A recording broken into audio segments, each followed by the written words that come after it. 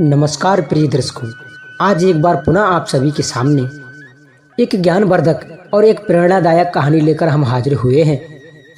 चाहे मर जाना पर ये 3 बातें स्त्रियों को कभी मत बताना। दर्शकों, आज की ये कहानी बड़ी ही ज्ञानवर्धक एवं रोचक है। इस कहानी का मकसद है कि इन 3 बातों को अपनी औरत या फिर किसी भी स्त्री को ना बताएं। जो भी पुरुष इन 3 बातों को स्त्रियों को बता देता है तो वह पुरुष सदा के लिए ही गरीब रहता है, वो पुरुष सदा ही दुखी रहता है।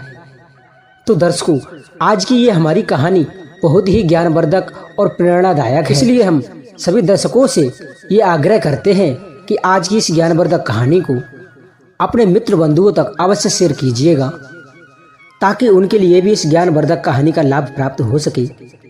और दर्शकों, यदि आप इस चैनल पर पहली बार आए हैं तो चैनल को सब्सक्राइब जरूर कर दीजिएगा और साथ ही बेल आइकन को अवश्य प्रेस कर दीजिएगा, ताकि हमारे YouTube चैनल पर जब भी कोई रोचक कहानी अपलोड हो उसका नोटिफिकेशन सबसे पहले आप तक पहुंच सके।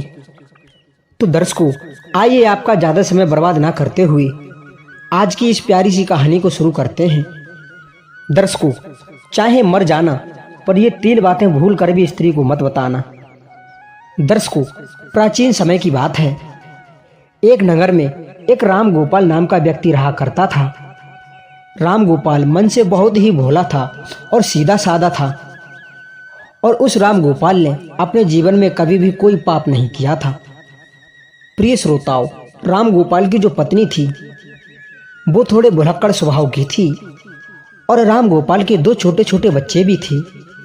प्रिय दर्शकों, जो राम गोपाल था वह अपनी पत्नी से किसी भी प्रकार की कैसी भी बात को नहीं छुपाता था, और राम गोपाल जो था वह अपने घर में अकेला ही कमाने वाला था।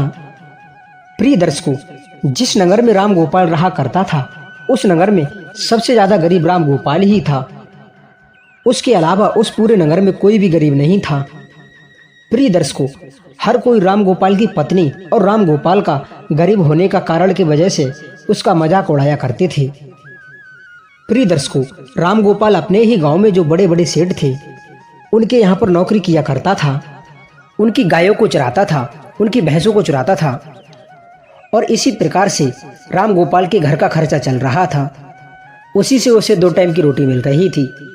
परंतु दर्शकों, एक दिन की बात है, किसी कारणवश राम गोपाल जिस सेठ के यहाँ पर काम किया करता था वह सेठ राम गोपाल को बुलाता है और राम गोपाल से कहता है, राम गोपाल, अब तुम्हारे लिए कल से हमारे यहाँ पर आने की कोई ज़रूरत नहीं, क्योंकि हमने तुम्हारे अलावा किसी दूसरे को काम पे रख लिया है, जिसकी वजह से अब हम तुम्हारे लिए नहीं रख पाएंगे, और जो तुम्हारी पिछले महीने की पगार है तुम उसे ले जा सकते हो और यहाँ से जा सकते हो। प्रिय श्रोताओं, उसके बाद में राम गोपाल जिस सेठ के यहाँ पर काम किया करता था उस दिन उस सेठ से वह अपने पिछले महीने की पगार लेकर अपने घर आ जाता है।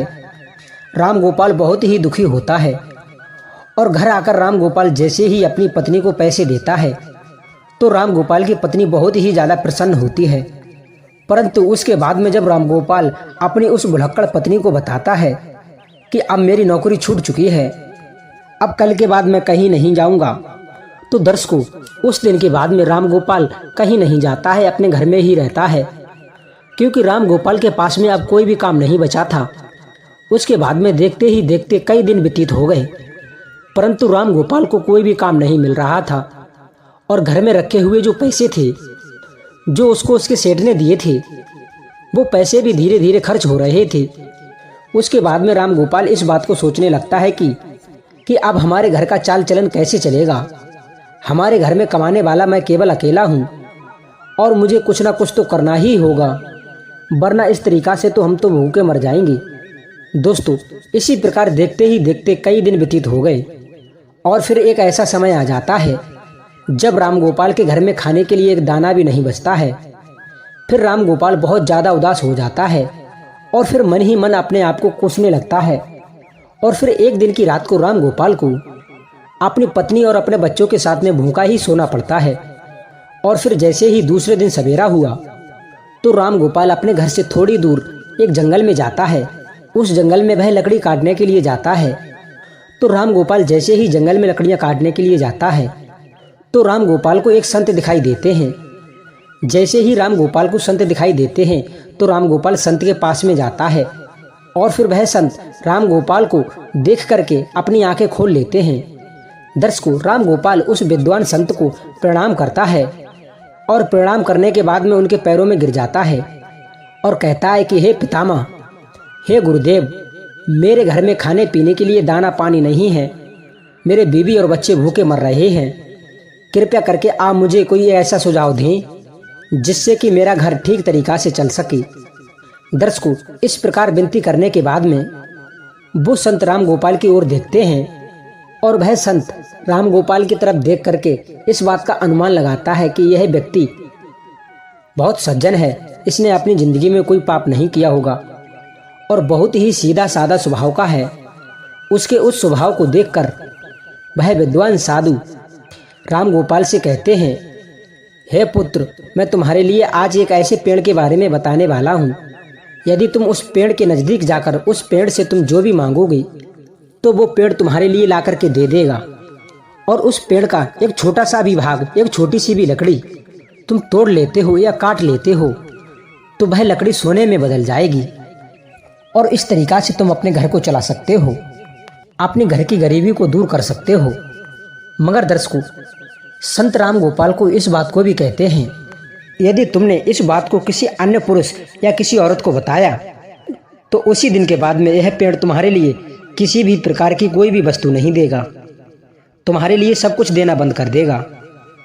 प्रिय दर्शकों, उसके बाद में राम गोपाल तो बहुत भोला था, बिल्कुल सीधा साधा था और राम गोपाल उन साधु के द्वारा बताए गए पेड़ के पास में जाता है और पेड़ के नज़दीक जाकर राम गोपाल को सबसे पहले अपनी बीवी और अपने बच्चों की याद आ गई और फिर राम गोपाल सबसे पहले उस पेड़ से, उस वृक्ष से एक बोरी चावल मांगता है।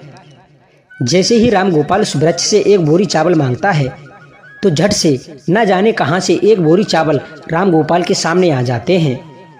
फिर राम गोपाल उस एक बोरी चावल को अपने घर में ले जाता है और फिर घर जाकर अपने बीवी और बच्चों को चावल बनाकर खिलाता है और वो सभी भरपेट भोजन करते हैं। प्रिय दर्शकों, उस दिन राम गोपाल ने अपनी पत्नी को ये सब नहीं बताया था कि मैं ये चावल कहाँ से लाया हूँ, परंतु फिर राम गोपाल जब दूसरे दिन उस वृक्ष के पास जाता है तो राम गोपाल उस वृक्ष से 5 सोने की मुद्राएं मांग लेता है और जैसे ही राम गोपाल मांगता है तो वह वृक्ष झट से 5 सोने की मुद्रा दे देता है और राम गोपाल 5 सोने के सिक्के पाकर खुश हो जाता है और अपने घर को आ जाता है। घर आकर राम गोपाल अपनी पत्नी को 5 सोने के सिक्के देता है तो राम गोपाल की पत्नी बहुत खुश होती है और उसके बाद में राम गोपाल अपनी पत्नी को सारी बातें बता देता है, क्योंकि राम गोपाल की पत्नी ने जैसे ही राम गोपाल के हाथ में 5 सोने के सिक्के देखे तो वह राम गोपाल से पूछने लगी कि आखिर तुम ये कहाँ से लाए हो।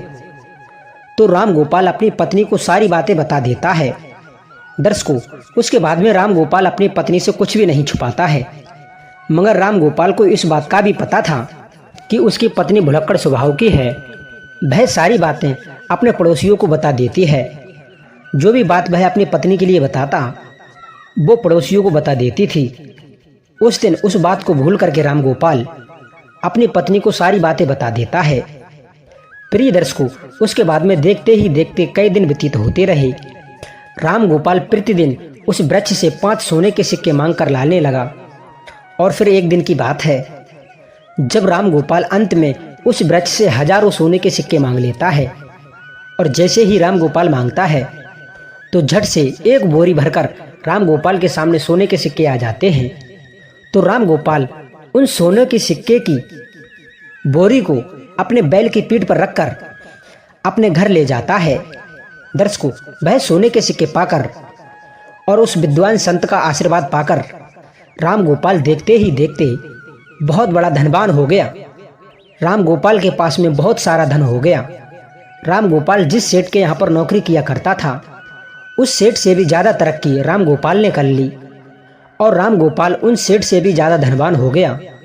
दर्शकों, यह दृश्य देखकर राम गोपाल के गांव वाले एकदम से तंग रह गए और वे सोचने लगे आखिर ये राम गोपाल इतना धनवान क्यों हो रहा है? दर्शकों, राम गोपाल से यदि कोई इस बात को पूछता कि तुम इतनी जल्दी धनवान क्यों हो रहे हो, तो राम गोपाल किसी को भी सच नहीं बताता था, क्योंकि राम गोपाल को उस विद्वान साधु ने किसी भी व्यक्ति को बताने के लिए मना किया था। परंतु वे लोग राम गोपाल को छोड़कर राम गोपाल की पत्नी से इस बात को पूछने लगी। तो दर्शकों, वो तो आपको पता ही है कि राम गोपाल की जो पत्नी थी वह भुलक्कड़ स्वभाव की थी। उसके पेट में कोई भी बात नहीं पचती थी। तो राम गोपाल की पत्नी सारी बातें उन गांव वालों को बता देती थी कि आखिर मेरे पति कहाँ से धन लाते हैं। तो राम गोपाल की पत्नी सारी बातें उन गांव वालों को बता देती है। और देखते ही देखते एक दिन राम गोपाल फिर से उस वृक्ष के पास में धन लेने के लिए जाता है। तो वह वृक्ष राम गोपाल को धन नहीं देता है। राम गोपाल कई बार उससे मांगता है, परंतु राम गोपाल के मांगने पर भी वह वृक्ष राम गोपाल को कुछ नहीं देता है। तो प्रिय दर्शकों, राम गोपाल उस दिन फिर से अपने घर जाता है और इस चीज के बारे में ज्यादा नहीं सोचता है। और दूसरे दिन को जब राम गोपाल फिर से उस वृक्ष के पास में जाता है और राम गोपाल कई घंटों तक उस वृक्ष से मांगता रहा, मगर कुछ भी उसे प्राप्त नहीं होता है। फिर राम गोपाल निराश होकर वह सोचता हुआ अपने घर की ओर चला आता है।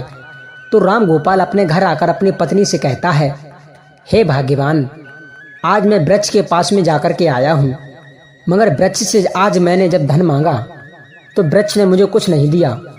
कहीं तुमने किसी को उस वृक्ष के बारे में बता तो नहीं दिया? तो दर्शकों, राम गोपाल की पत्नी जो थी वह भुलक्कड़ स्वभाव की थी। वह अपने मन में किसी भी प्रकार की बात को नहीं छुपाती थी और इसमें कोई संदेह नहीं है। तो राम गोपाल की पत्नी राम गोपाल से कहती है कि हे पियाजी, जब मुझसे गांव वालों ने पूछा कि इतना सारा धन तुम्हारे पास में कहाँ से आ रहा है, तो मैंने उन सबको सच सच बता दिया। दर्शकों, अपनी पत्नी के मुख से ये बात सुनकर राम गोपाल समझ जाता है कि हो ना हो ये सारी करतूत मेरी बीवी की ही है।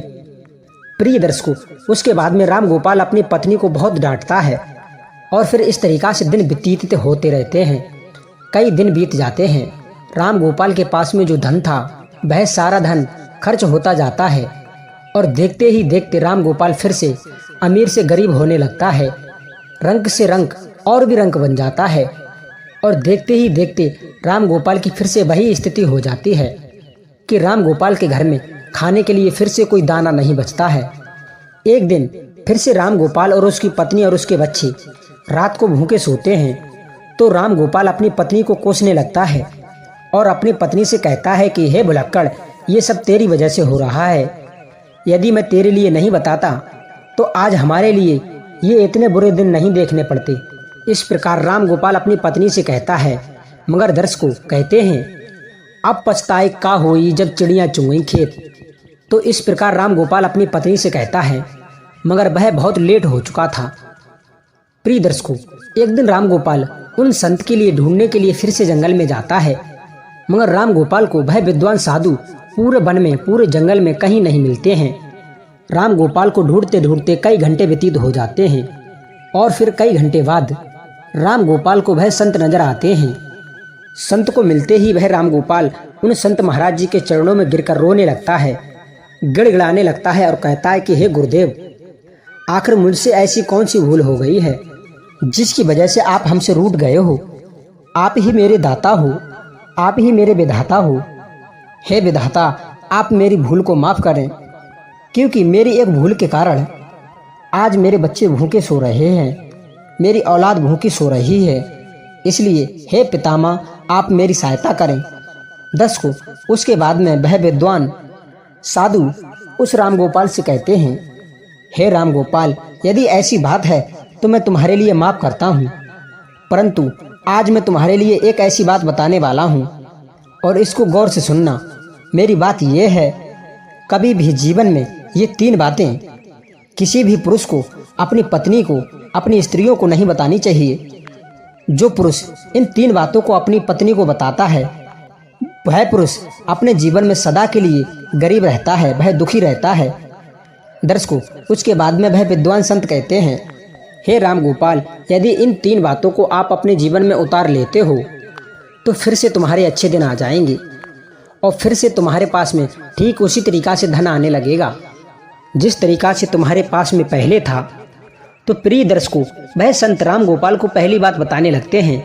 सबसे पहली बात है, कभी भी किसी भी पुरुष को अपनी पत्नी को अपनी कमाई का जरिया नहीं बताना चाहिए, क्योंकि यदि तुम अपनी पत्नी को, एक स्त्री को अपनी कमाई का जरिया बता देते हैं, अपनी कमाई के बारे में बता देते हैं, तो वह उस कमाए हुए धन को खर्च करने पर रोक लगा देती है, अर्थात उस धन को बिल्कुल भी खर्च नहीं करने देती है। और साथ ही तुम्हारी उस काम के जरिए को वह पूरे गांव में ढिंढोरा पीट देती है और अपनी बढ़ाई समझकर, अपनी तारीफ समझकर वह लोगों को बताती रहती है, जिसमें मानहानि एक पुरुष को ही होती है। दर्शकों, इस प्रकार से राम गोपाल की पत्नी ने गांव के अन्य लोगों को कमाई का जरिया बताया था। ठीक उसी प्रकार किसी भी पुरुष को अपनी कमाई का जरिया और अपनी कमाई के बारे में कभी भी किसी भी स्त्री को या फिर अपनी पत्नी को नहीं बतानी चाहिए। प्रिय दर्शकों, दूसरी बात कि किसी भी पुरुष को अपनी पत्नी को अपनी कमजोरी नहीं बतानी चाहिए, क्योंकि जो भी पुरुष अपनी पत्नी को अपनी कमजोरी बताता है तो वह स्वयं ही फंस जाता है। क्योंकि यदि तुम अपनी पत्नी को अपनी कमजोरी बताते हो तो वह बार बार आपकी उस कमजोरी को पकड़ लेगी वह, और आपसे अपना सारा काम करवाने लगेगी। उस कमजोरी को पकड़कर वह आपको दबाने लगेगी।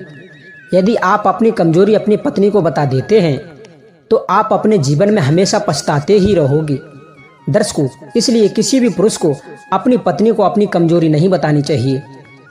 तीसरी बात, किसी भी पुरुष को अपनी पत्नी को अपने जीवन में हुए अपने अपमान के बारे में नहीं बताना चाहिए, अर्थात जो पुरुष अपनी पत्नी को अपने अपमान के बारे में बताते हैं तो वह पत्नी हर बात पर, छोटे छोटे झगड़ों पर आपके उस अपमान के बारे में बोलकर, उसका हवाला देकर आपको परेशान करेगी, आपको मजबूर करेगी और बार बार उस अपमान का हवाला देगी। क्योंकि स्त्रियां धर्म और कर्म से बंधी हुई होती हैं। खैर, इनके मन में इनकी अपनी इच्छाएं छुपी होती हैं और ये अपनी बातों को अन्य लोगों को नहीं बताते हैं, मगर स्त्रियां दूसरे की बातों को दूसरों को अवश्य बता देती हैं। इसलिए यदि आप अपने अपमान के बारे में अपनी स्त्री को बताते हैं, अपनी पत्नी को बताते हैं, तो इसमें आपकी 100% मानहानि होती है। प्रिय दर्शकों, ये 3 बातें एक पुरुष को कभी भी अपनी पत्नी को नहीं बतानी चाहिए। तो दर्शकों, ठीक इसी प्रकार वो विद्वान साधु राम गोपाल को ये 3 बातें बता देते हैं। राम गोपाल संत के द्वारा बताई गई इन 3 बातों पर अमल करता है और उसके बाद में अपने घर जाता है और घर जाकर इन 3 बातों पर अमल करने लगता है। प्रिय दर्शकों, फिर देखते ही देखते राम गोपाल के पुनः फिर से वही अच्छे दिन आ जाते हैं, मगर उसके बाद में वह राम गोपाल वह विद्वान संत के द्वारा कही गई इन 3 बातों को अमल करने लगता है और फिर अपनी पत्नी को ये 3 बातें नहीं बताता है, तो राम गोपाल फिर से रंग से राजा बन जाता है। तो दर्शकों, इस प्रकार ये 3 बातें हैं जो कभी भी अपनी पत्नी स्त्रियों को नहीं बतानी चाहिए। ये कहानी आप सभी को कैसी लगी कमेंट बॉक्स में ज़रूर बताएं। साथ ही उम्मीद करते हैं कि आप हमारी आज की ये ज्ञानवर्धक कहानी, ये प्रेरणादायक कहानी पसंद आई होगी। यदि ये कहानी आप सभी को पसंद आई है तो चैनल को सब्सक्राइब कर, वीडियो को लाइक कर और बेल आइकन को ऑन कर इस कहानी को ज़्यादा से ज़्यादा अपने मित्र, परिवार एवं रिश्तेदारों में शेयर कर दें। मिलते हैं नेक्स्ट वीडियो में, तब तक के लिए सभी भक्तों के लिए राधे राधे।